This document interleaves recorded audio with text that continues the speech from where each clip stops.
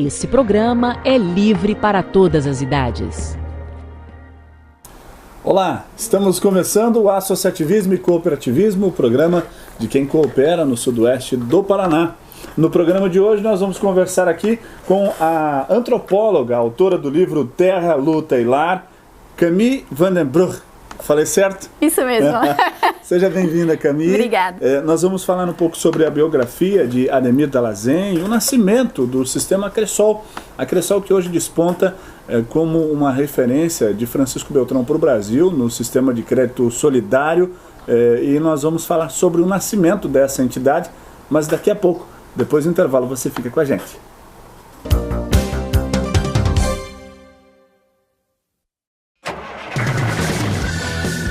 É na Nórdica Veículos, sua concessionária Volvo, que você encontrará os melhores veículos pesados e semi-pesados do mundo. Além disso, seminovos Nórdica, peças genuínas, serviço especializado, pneus, programas de manutenção, financiamento, consórcio, entre outros. E o mais importante, um atendimento de primeira. Volvo é na Nórdica Veículos. Estamos de volta, o Associativismo e Cooperativismo já está no ar. No programa de hoje nós vamos conversar com a Camille van den Brug, que é antropóloga, autora do livro Terra, Luta e Lar, que conta um pouco, né, Camille, da história do nascimento do sistema Cressol, a biografia de uma das figuras mais marcantes nesse nascimento e no cooperativismo de um modo geral aqui no sudoeste do Paraná, especialmente em Francisco Beltrão, que é o Ademir Dalazen.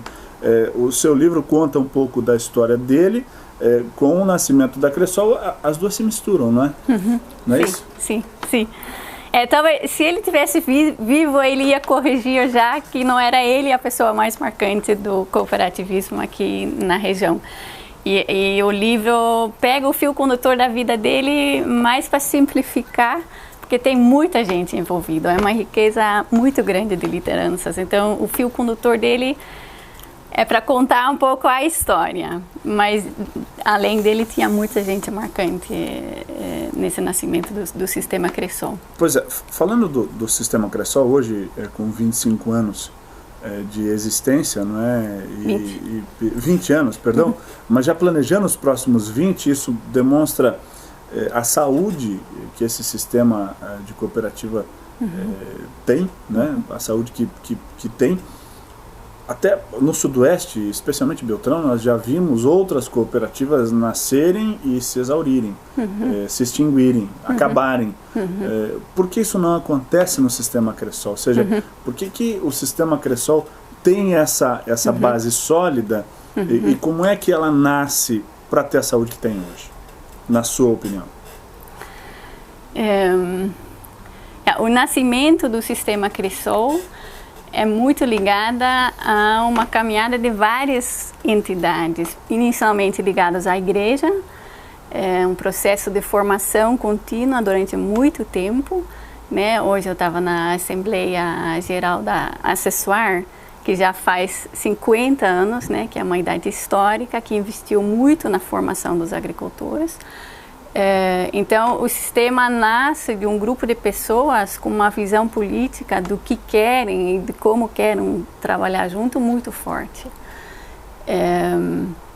Nasce com a visão, mas não ligado diretamente à política, né? Quer dizer, não, tem uma autonomia, tem uma independência, não é? Sim, é mais um caminho, não está vinculado diretamente à igreja ou à política. Não, o nascimento surgiu de lá, né? De várias entidades inicialmente ligadas à igreja, depois à Acessoar, aos sindicatos, mas ela nasce de uma necessidade, né? Tem a Revolução Verde, a mecanização da agricultura, muita gente perdendo propriedade aos bancos e muito êxodo rural indo para a cidade. Então, ela nasce de uma necessidade de crédito, de investimento para os pequenos agricultores que querem permanecer no campo.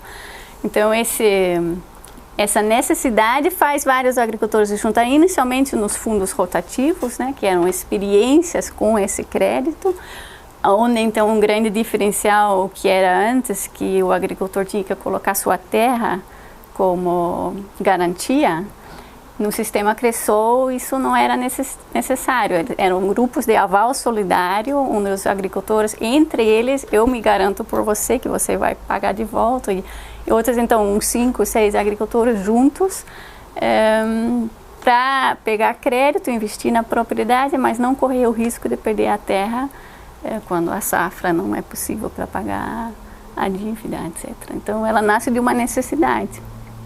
E como é que você traça esse paralelo entre, como você disse, o fio condutor da história do Ademir e de outras pessoas que circulam no entorno dele, né? Sim. A gente cita o Ademir, que foi essa figura marcante porque nos deixou muito cedo, né? Ele acabou num acidente perdendo a vida muito precocemente, mas no entorno dele outras pessoas também circulavam e que foram fundamentais nesse processo. Sim, sim. São muita gente envolvida em todo esse processo. Por que eu escolhi Ademir como fio condutor? Porque na biografia dele tem todas essas entidades. Então ele nasceu aqui em São Brás, né, próximo de Francisco Beltrão. Começou participando da Pastoral da Juventude, fazendo teatro, debates, reflexões bíblicas, etc. Entrou na CPT, no Comissão Pastoral da Terra, teve toda essa questão das primeiras ocupações das terras, ele se envolveu com o movimento Sem Terra. Tem o fato histórico que ele era um dos coordenadores da ocupação da Fazenda Marrecas, que virou assentamento Missões. Então a vida dele está ligada a todo esse histórico que, quando depois no surgimento do sistema Cressol, ele é um dos fundadores do Cressol em Marmeleiro, depois aqui em Francisco Beltrão. Ele era o coordenador da construção da sede da Cressol Bazer, agora aqui em Francisco Beltrão. Então, a vida dele é tão ligado a todas essas entidades que serve de fio condutor, assim, para contar essa história. Mas, claro, em todos esses momentos da vida dele, ele era cercado por um monte de outras pessoas, e nem era a figura principal muitas vezes, mas estava no meio desses acontecimentos. Então, através da vida dele, se consegue passar por todas essas entidades e contar um pouco da história desses movimentos no sudeste do Paraná. Pois é, o nascimento do cooperativismo, do associativismo de crédito, né, do cooperativismo de crédito que a Cressol trouxe essa intenção solidária, né, essa forma diferente de fazer cooperativismo, dá, na sua opinião, para o agricultor e para essas pessoas um pouco mais de autoestima através da autonomia concedida. Ou seja, se eu tenho alguém que me garante, que não precisa eu ir lá pedir para alguém garantir ou perder a minha terra, isso também gera mais autoestima, influencia no dia a dia, não é? Na produtividade, na permanência da terra, até com questões que são hoje discutidas e preocupantes, diga-se de passagem. As entidades ligadas à agricultura familiar e à agricultura de modo geral discutem um tema sempre recorrente, a sucessão familiar, ou seja, quem vai produzir alimento daqui a algum tempo. E a criação, você considera que isso, o nascimento do sistema Cressol, transfere essa autonomia, essa autoestima um pouco mais elevada para o agricultor? Sem dúvida, eu acho, porque agricultores que antes nem entravam em banco, não tinha conta, não tinha, né, ou eram mal atendidos ou não atendidos, passam a gerir um sistema de crédito deles para eles. Então isso tem um efeito muito grande, assim, até de se enxergar a agricultura familiar como uma atividade fiável, uma atividade de se orgulhar de produzir alimentos saudáveis, etc., para a cidade. Isso eu acho que durante os últimos 20 anos mudou muito, assim, essa percepção de que antes, para ser gente, tinha que se mudar para a cidade. E do interior não valia nada, assim. E tanto de olhar de fora para os agricultores, como os próprios agricultores se enxergavam, eu acho que 20, 30 anos atrás, né? E isso mudou muito. Não só através da Cressol, né, mas através do trabalho de várias entidades, isso mudou muito. Nós vamos continuar falando sobre terra, luta e lar. Vamos falar também um pouco sobre a ocupação desta área aqui, mencionado no livro, sobre a revolta de 57, não é, que é marcante também, e aí é um divisor de águas nesse contexto, mas daqui a pouco, depois do intervalo, a gente volta falando mais aqui sobre o Terra Lutilar e outros assuntos que nós vamos abordar aqui no associativismo e cooperativismo. Um instantinho só.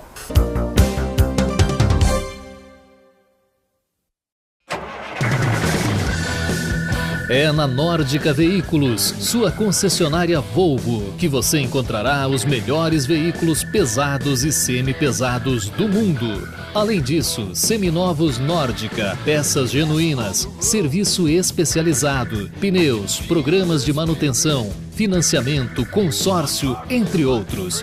E o mais importante, um atendimento de primeira. Volvo é na Nórdica Veículos. Dose dupla, de domingo, das 11 ao meio-dia.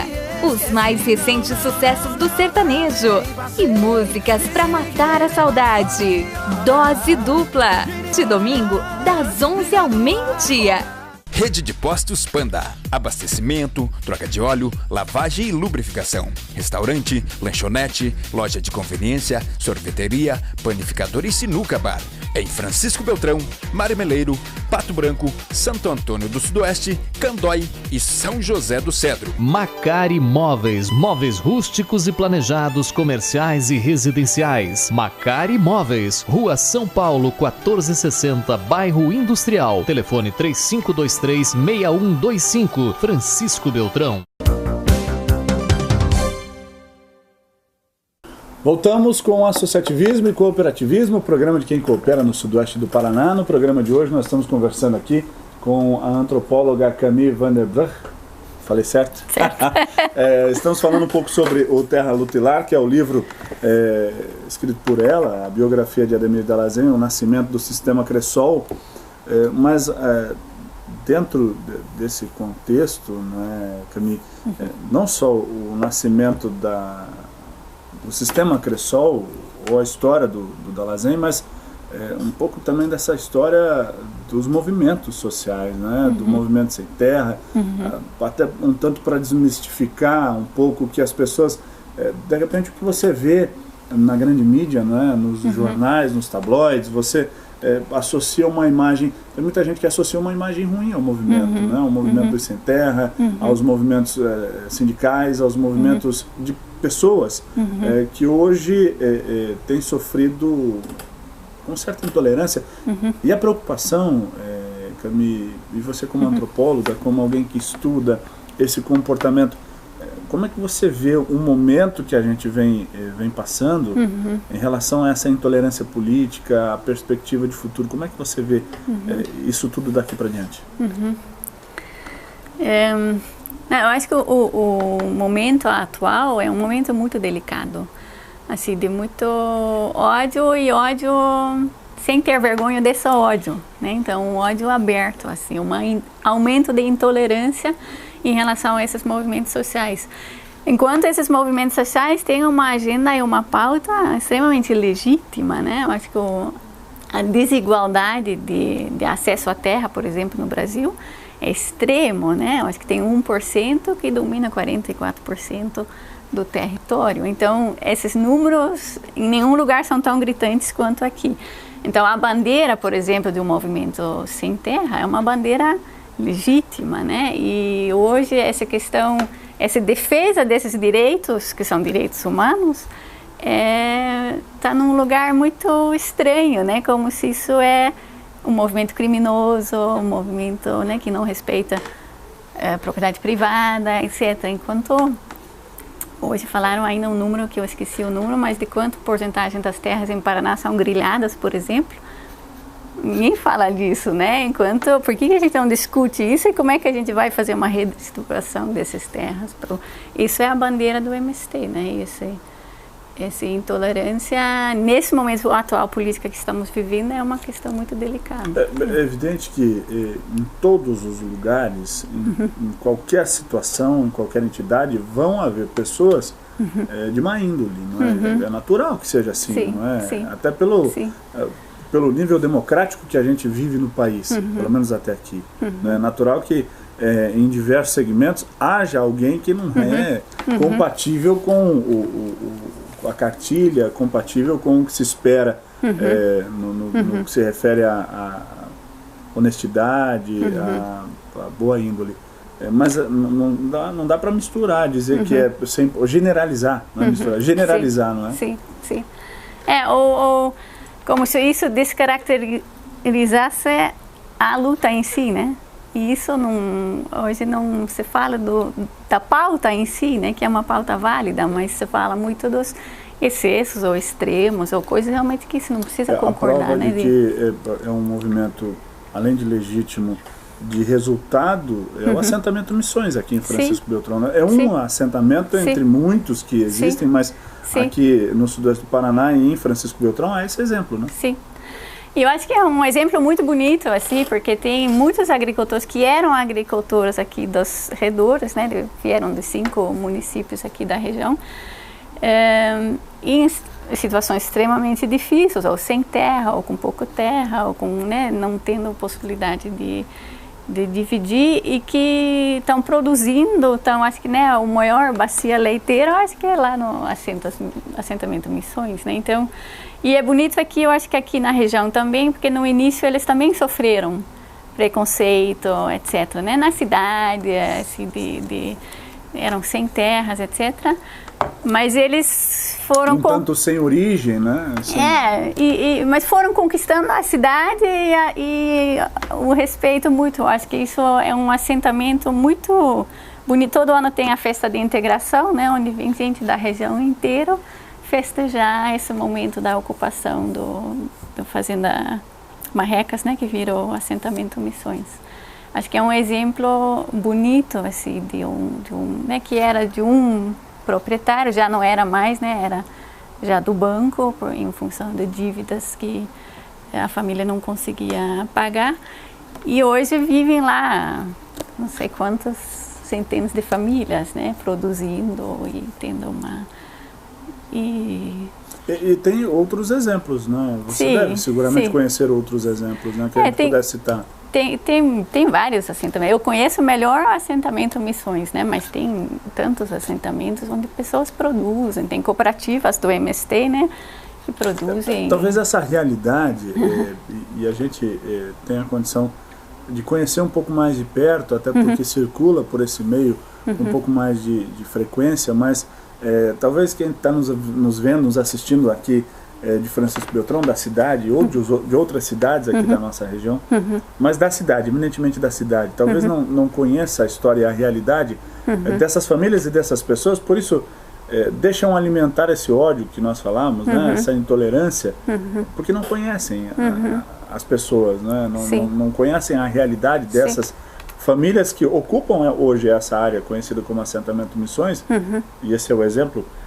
Tem vários lugares no Paraná e no Brasil, mas talvez as pessoas não conheçam. Por isso deixam alimentar ou externar essa intolerância, né? Sim, porque você escuta na mídia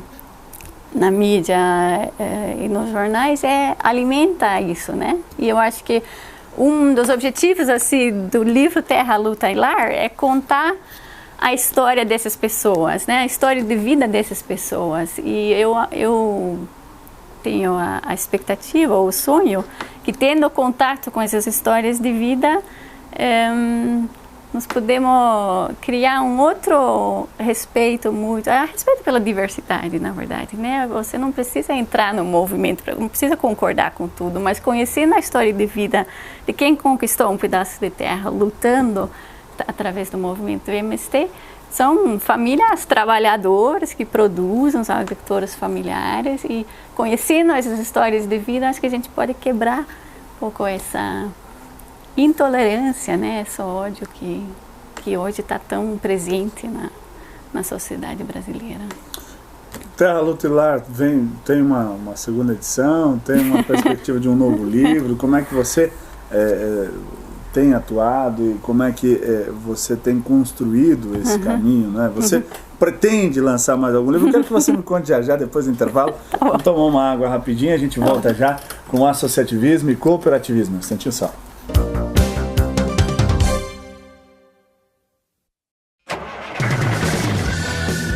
é na Nórdica Veículos, sua concessionária Volvo, que você encontrará os melhores veículos pesados e semi-pesados do mundo. Além disso, seminovos Nórdica, peças genuínas, serviço especializado, pneus, programas de manutenção, financiamento, consórcio, entre outros. E o mais importante, um atendimento de primeira. Volvo é na Nórdica Veículos. Voltamos com Associativismo e Cooperativismo, programa de quem coopera no sudoeste do Paraná. No programa de hoje nós estamos aqui conversando com a Camille van der Brug, que é a antropóloga, autora do livro Terra, Luta e Lar. Eu perguntava antes de nós irmos para o intervalo, Camille, se a perspectiva de um novo livro, como é que está o seu trabalho, o que você tem feito e construído aí para que a gente possa também apreciar. Não sei se vai sair um novo livro, mas eu tenho algumas ideias a partir desse livro, por exemplo, conversando, entrevistando essas pessoas para resgatar essa história, falando dos filhos dessas lideranças, né? Eles continuam na propriedade, eles produzem, etc. E muitos dos filhos dos agricultores, até filhos dos lideranças, não permanecem na agricultura, então viram professor ou para a cidade, etc. Então esse novo contexto, assim, qual a perspectiva dos jovens no meio rural? Assim, como é que a gente ter um meio rural vivo, dinâmico, interessante para as novas gerações? Assim, isso eu acho que é uma coisa que eu gostaria de aprofundar, de pesquisar. Assim, quais políticas públicas são necessárias para que o jovem permaneça no campo e consiga saindo um pouco do trivial, né? Saindo um pouco dessa história do acesso à informação e à comunicação. Isso é o trivial, né? Isso é o básico, né? Outras ações necessárias para a sucessão familiar, né?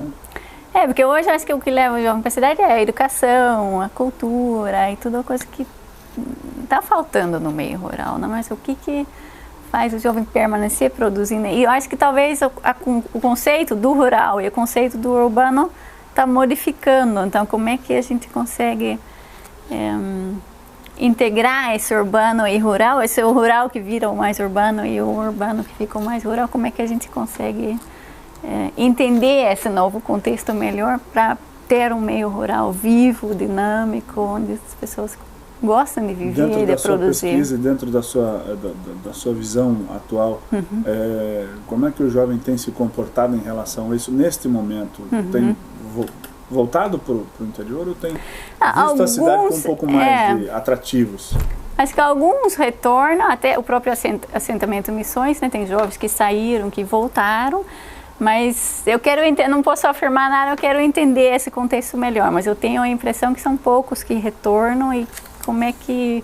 porque se tem um meio rural cada vez mais envelhecido, não é futuro da agricultura familiar, né? Nem do sistema Cressol, por exemplo. Assim, isso é um assunto importante de se entender melhor e de aprofundar. Camille, eu quero te agradecer demais pela sua presença, por ter vindo aqui, aceita o nosso convite, gentilmente e prontamente aceita o nosso convite, desejar a você sucesso aí na sua caminhada. Quando estiver em Beltrão e quiser retornar, vai ser um prazer tê-la aqui novamente no Associativismo. Obrigada, eu agradeço a vocês pelo convite e obrigada. Na semana que vem voltamos com mais uma edição do Associativismo e Cooperativismo, o programa de quem coopera no sudoeste do Paraná. Um abraço. Até lá!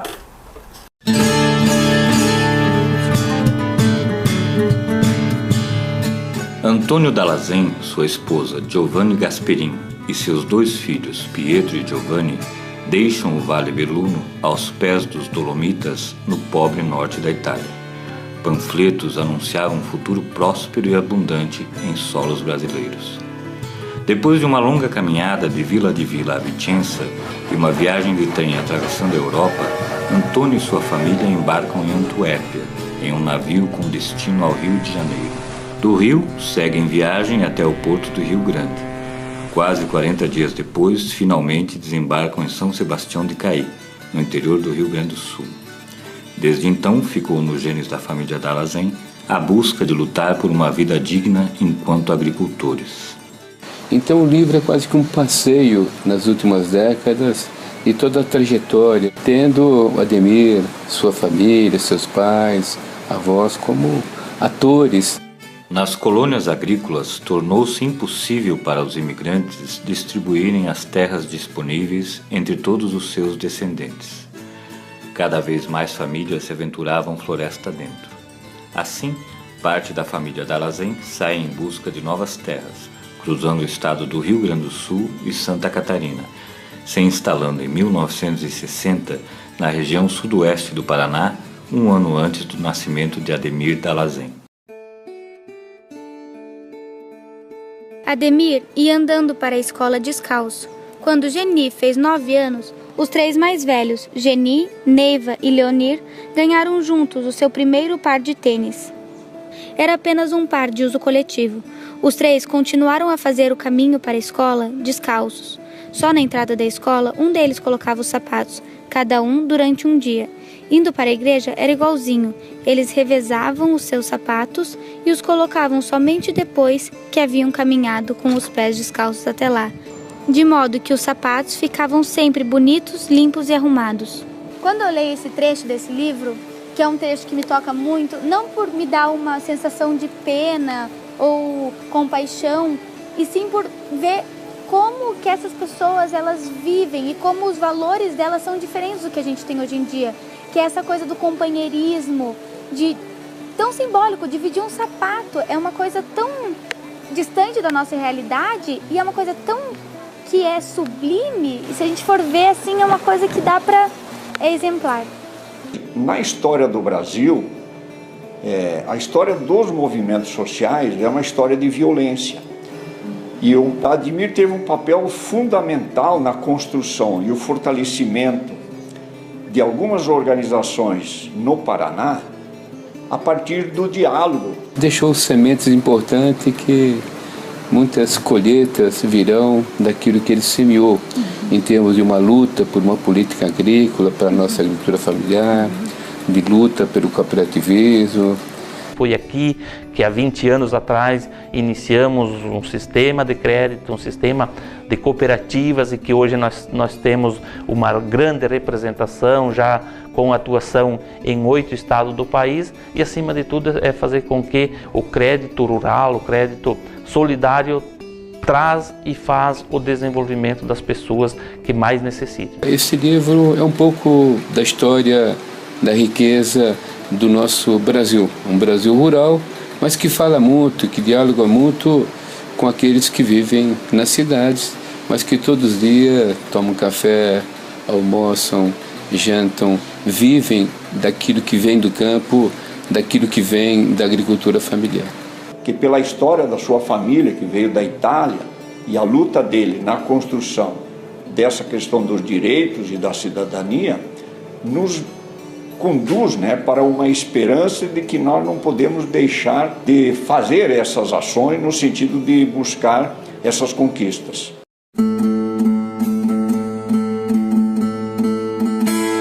27 de maio de 1996. Ademir Dallazen apagou os faróis do carro e dirigiu lentamente sobre a estrada de terra. Olhou para o relógio. Eram 5 horas da manhã. A hora marcada havia chegado.